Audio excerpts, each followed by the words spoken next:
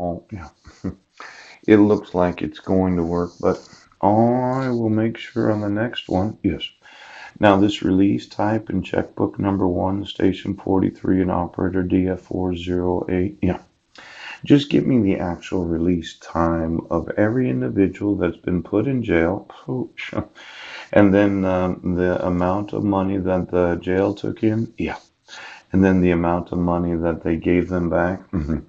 I do remember in 2012, I think it was 2012, where you issued a check for less than $5 in Bank of America. They charge $5 to cash a jail check. Yes. If you don't have an account with them. Yeah. And Clallam County's jail actually deprived me of my, I think it was around $3 that I had at the time of the arrest in May 27th of 2012. Ouch. I had kept that check in the fifth wheel when Mike kicked me out on December 20th of 2012. Yes, turned the electricity off on me. You know, sitting here without any money, you start to think about all the assets that you could have if somebody enforced the law. I'm just going to need to know every jail of the United States that actually issues a check that it costs more to cash it, yes, than the actual assets of the individuals that you jailed, and how much of that money you pocketed illegally, really, yes. Because when you take the assets, I know you think it's a non-issue, but when I'm looking for lawsuits, I'm looking for lawsuits.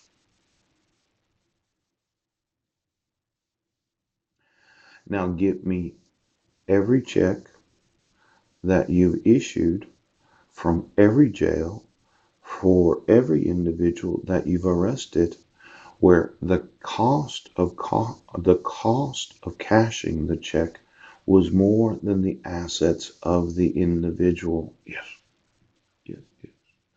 Because the jails did actually keep the assets of those. Get me all the checks that have not been cashed. Now, I'm sure about this because as I remember it, you jailed me for the 2 count criminal complaint in Sequim, Washington. Yeah. Had approximately $1.86 that you paid towards child support. Yes. Child support for dissolution of marriage that I did not get. Yes. And you left me absolutely penniless. Pooch, just like you've done today. Ooch. Now, you issued this protection order, right, where I was not given any notice or opportunity to be heard. Yes. And then you reissued it while I was on trial. Yeah. But when you arrested me, yeah, you served me this dissolution of marriage. Yeah. And you reissued the protection order on May 31st of 2012. Yes.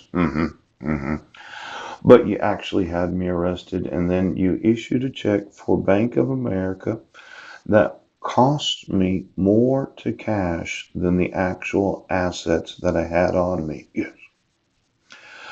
That check was in the fifth wheel when Mike decided to turn the electricity off on me, and he kept all my personal items. Sent me a text message that if I ever contact Mike or Marilyn, yes, that he's going to contact the authorities.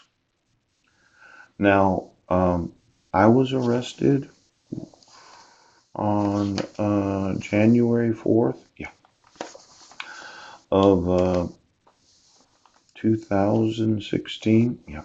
hmm I think somebody kept $1.86, if I remember right. Yeah. And then you let me out of jail. Well, you paid child support without me getting any actual notice of court hearings. There's some fraud involved here, and I just wanted you to know, right, that when you issue checks as a jail that do not have the correct time, yeah, And then I go to cash it, and the bank says, "I'm sorry, it's 2:20 in the afternoon. It's not 5:20. Somebody was getting paid for me to go to jail in Jefferson County. So I want to know every check, that every jail issued, yes, for the reimbursement of the assets, the $13 of those that had been jailed, yes. Then I want to know all the money that child support is taken, yes, and any other garnishments or liens of any person jailed. Get me the checkbooks of every jail of the United States of America. Now, why they didn't keep the $13, I don't know, because they kept $1.86. You're gonna teach me a lesson again today. Now, this issuing of checks without the correct time on it, yeah. Why don't we look at the arrests, the release times, yes, and the times of each and every check issued, yes, and then any and all government agencies or departments, yes, that decided to take. Now, there's some lawsuits in this.